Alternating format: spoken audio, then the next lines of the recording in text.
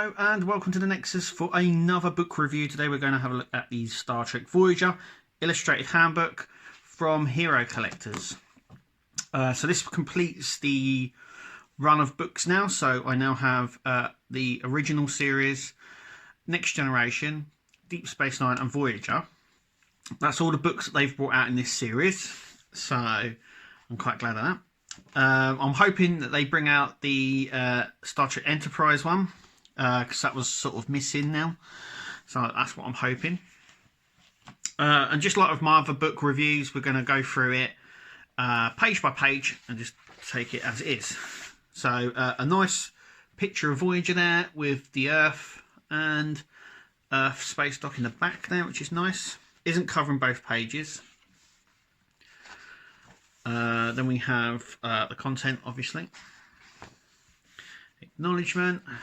And then we have Voyager across both of the pages here.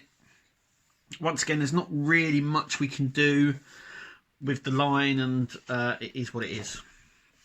Operational history. So this goes from when it was constructed, lost, and its journey through the Delta Quadrant all the way home, as we see it return back to Earth in the season final. So we've got the key moments. I think these are all like sort of the key moments from Voyager. Then we have the external views. So we've got a really nice picture there of the top view of Voyager, the bottom, side,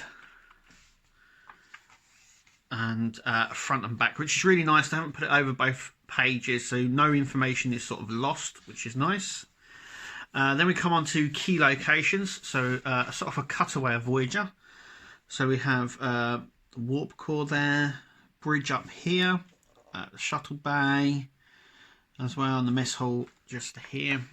So oh, it's gone really blurry.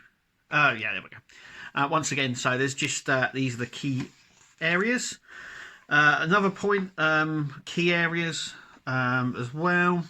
Computer systems, the bioneural gel pack, which I don't think they sort of change because they get sick, and then we never really hear about them again. So I don't think they used them after the first couple of series, the seasons, shall I say.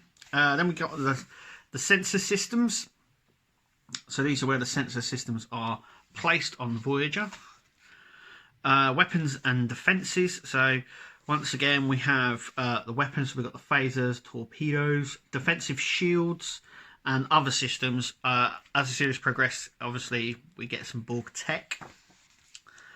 Battle stations. So what happens during red alert, self-defense and stuff like that, and during disasters. There's a nice picture there of Voyager from the Year of Hell. Self-destruct systems. So once again, how it comes to self-destruct sequence on Voyager and what happens, and the close calls there. So the times where Voyager is nearly destroyed, or in this case actually is destroyed. Then we come on to the escape pods. So we get a nice view of the escape pod hatches, which are here, and then of the actual escape pods here. Tractor beams. So it does have a tractor emitter here, which is really nice because they showed the location on the ship on these little diagrams, which is really nice. But it does have one above the Shuttle Bay as well. Landing procedures. So this goes through the landing procedure for Voyager, how it enters the atmosphere. The landing struts come out and it can land. Then we have a cutaway of engineering. So once again, this is taken directly from the Star Trek fact file. So that's really nice. I love the way that they've done the cutaways from the fact file, so you can actually see them, that people that didn't collect it. Warp and impulse engines. These are how the warp and impulse engines. There is a bit of a mishap on this section because the engines themselves turn, and so Voyager's engines do that. They don't go up and stay like that. They don't move like this is saying. Then we come on to warp core ejection. So how the warp core is ejected, which happens in an episode. Then we come on to the main bridge. Once again, really nice cutaway. Love the cutaways. what the different sections do and stuff like that. Once again, we've got the location room up here, which is really, really nice. Just there. So it tells you the location on every one. I'm just going to go back to engineering. And there isn't actually one on there. That's weird. Anyway, so we got the main bridge. Then we got on the command chairs. So what's just really good is we're going to get a sort of an overview. So that's where they sit. The panel in the middle here this is what's on that panel. Then we come on to the con. So this is Tom Paris's con station here, and these are his controls, which is really, really nice. You can actually see all the layouts. You can see which says impulse systems, activate, and engage warp engines here. So that's really cool. Operations station. So this is Harry Kim's station. So once again, we get a nice close-up view of the back station there and the car's layout here, which is nice. Then we get the tactical station, Tuvok's section here. Science station, which we see Wildman. I've forgotten her first name. I do apologise. There, and that is to if you're looking at the view screen, it's to the left. And then on the right we have the engineering station as well, which B'Elanna takes over at some times during there. And then we get a nice cutaway of the captain's ready room there. Once again, all the key functions and stuff like that. A nice cutaway of the briefing room as well, which is on the opposite side of the bridge. The turbo lift network. So once again, we get the turbo lift, the control panel on the turbo lift, and the sort of the turbo lift network on Voyager. Then we get sick bay, another cutaway, which is really nice. So that's where the doctor would be, the holographic doctor main sick bay. So this breaks down sort of the drugs and instruments and things like that. The bio bed. So once again, we have some more close-ups of the panels as well, and the functionality of the bio bed. Medical hyperspray. So this is how the hyperspray works, and the nozzle, and you've got the canister here, the Duracell battery, and stuff like that. Then we've got the EMH, or emergency medical hologram. So this goes into more detail about the EMH. Mobile holo emitter, which is what the Doctor gets from season 3, I do believe. I'm corrected. I might be corrected by that. I think it's in season 3, where he gets some future tech, and the mobile emitter is what he uses to leave sickbay and go basically anywhere. Holographic medical aids. So this is from the episode where Neelix's lungs are taken from him by the Vidians, and they use holographic lungs. And then there's another there of Harry Kim. Holographic imaging. So this is like their holographic camera. Now, you know, you kind of think now that is very sort of low tech for us now. But I think when the show was out, this was in the height. And then we got the transceiver. So this is the transceiver that the future Janeway has, that allows her to interface with her ship. Stasis chamber. So there, another one, breaks down what it does and everything else. Temporal chamber. Once again, this was used for Kess. 7 of 9's implants. So obviously this goes through the implants and the functionality and stuff that they have.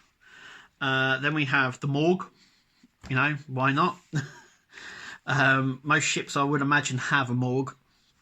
Voyager is no exception to that, and we get a nice cutaway of the morgue there. We get a look at the laboratory as well. I don't know if this is the main laboratory. There's a few on Voyager. And then we get the Astrometrics Lab, which is sort of constructed with the help of 7 of 9. And and sort of replaces Astrometrics. But this is the Astrometrics Lab, so I say, and replaces stellar cartography. And then we get Chakotay's office, so the first officer's office there. Lower decks. So the lower decks of Voyager, where the legs come out and the corridors and stuff like that. Transporter room. The Shuttle Bay. So these are the shuttles, obviously that's the Delta Flyer there. Let's just move that like that so you can see that. That's the Delta Flyer being constructed there. That was when it was under construction. Obviously main shuttle bay and service stuff and all of that. Then the shuttlecraft themselves. It's really nice as well because I never really paid much attention really to how many shuttlecrafts Voyager had. But all of these shuttlecrafts here were lost or destroyed in some fashion. That's quite a lot. So yeah, there was that. Then we get the shuttlecraft 6. So we see this a few times in the early season of Voyager, and we get all the stats as well. A nice sort of computer layout there. The Type 8 shuttlecraft appears more in season 2, and you can see the sort of design differences. So it's very similar, but it has more of the Voyager feel engines to it, and a little bit more sleeker. And then we have the sort of the Type 9 Class 2 shuttlecraft, which is the more sleeker, faster version, and this appears throughout the series. And yeah, it's really nice. Very reminiscent of what the Delta Flyer will be. And then we get a nice interior shot of the Type 9 just there. Once again, what the controls do and stuff like that. And then we come on to the coolest ship on Voyager, or shuttle, or whatever you want to call it. It's the Delta Flyer, but it's sort of their runabout, and they designed it, and it's got Borg tech, and it's just awesome. That's all I'm going to say about it. Really nice. Now, one thing you don't see very much on the show is that the warp engines. So these are the warp engines, and at warp these extend, and you can actually see that in this shot just here. And then we get a nice bottom view, side view there. The Delta Flyer design, so when they went and designed it, the hot rod, it's sort of warp field there, spatial field. To give it a more of a retro feel, Tom Paris installs this retro dials to it, which gives it a more of a push button feel. Then we have the cockpit, so this is the original cockpit for the Delta Flyer. And I say that because we'll find out in a minute. The Delta Flyer tactical room. So this is what's behind the cockpit on the Delta Flyer. So it's equipped with a biobed, weapons storage lockers and stuff like that. It even has escape pods. Now I do believe the escape pods are under the flooring, if I remember rightly. But it is equipped, I think, with 2 escape pods, and these are the escape pods. The Delta Flyer 2, so the original Delta Flyer gets destroyed and then they rebuild a new one, and this is the new one. It has slight changes to it. I think they get rid of the retro panel that was put in on the first one, and obviously the colour of the seats and all that are slightly different as well. The Astro shuttle deployment. This is something we never saw deployed on Voyager, and they even come up with how to build it and how it would detach, but the show went with the Delta Flyer instead, and it was a cost-saving measure. So basically they were going to use this later on in the series, and the interior is basically going to be of the runabout, so they could reuse the sets. And they wanted to totally build a different shuttle, and I'm happy that they did, because we got the Delta Flyer because of it. But anyway, this is how it will be deployed. Crew quarters. So this is just going down the crew quarters. The captain's quarters there, nice cutaway of the captain's quarters there. Tuvok's quarters, another sort of detailing what's in the quarters of Tuvok's room and where it's situated on Voyager. Then we have the mess hall, so where everyone would go and eat, and they would have parties and gatherings and things like that. And Neelix's gallery, which sits just behind. So this is the gallery section here, what the equipment does and what the main function was. Holodeck programs. So these are sort of the holodeck programs that they run over time. I think this one's a recreation of Risa. And then we have all the other ones that they throughout the series there. Standard equipment. So we have the pad of the time, the tricorder, and the Type 2 phaser, or the Cobra head phaser as it's called. Just there. And then we come on to the comm badge. We have phaser rifles 2370. So we've got the compression phaser rifle, which has like a big sort of body on it. You can't see on profile picture here, but if it was facing up, you'd see it has a sort of a bigger area section here. The Type 3 phaser rifle and another Type 3 phaser rifle, both similar but different stocks on the end. Then we have the location beacon. Cargo Bay 2. Cargo Bay 2 is where 7 of 9 regenerates in her alcove. So this is the Borg alcoves that they put there for 7 of 9. And more breakdown on what it does as well. Cargo Bay 2. We have the micro probes and test cylinders. Once again, this was done in season 1, where they come across a micro wormhole, and on the other side is a Romulan, and then they find out that it's not just through space but time as well. Then we come on to the Starfleet rank insignia. So we have red for command, operations yellow or gold, and science in the blue, and obviously the ranks as well. And the uniforms, so we've got obviously the command uniform, operations, science, and their dress uniforms. Then it comes on to the racing uniforms, just here. Then we come on to their spacesuits as well. The Nigerian prison quarters. So in an episode, they turned a cargo bay into a prison quarter to help move some prisoners. And it's got its own cutaway. Borg enhancements. So this are the enhancements the Borg they take from the Borg to help Voyager.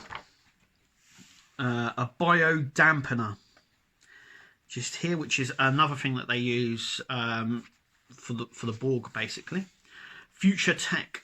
So the end of season, at the end of Voyager, Janeway comes back from the future and gives Voyager a lot of enhancements, including the armor.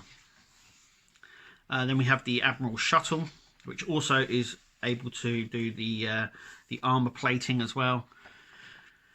And then we get a really nice cutaway view, so very similar to the Type 9 shuttle that we saw.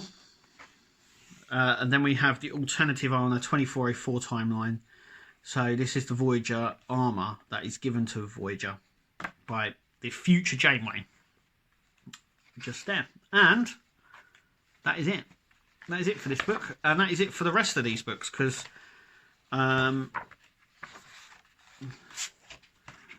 until they bring out any more, that is it for the illustrated handbooks for the collection. Once again, I'm really impressed. It's packed with information. You could pick this up and read whenever you want. Immerse yourself in certain aspects of the series, as well as the ship itself. It's really nice. I absolutely love it. You should definitely pick it up. It's a must for any Star Trek fan. Anyway, thank you for listening to me ramble on, and thank you for watching, and we'll see you at the next video.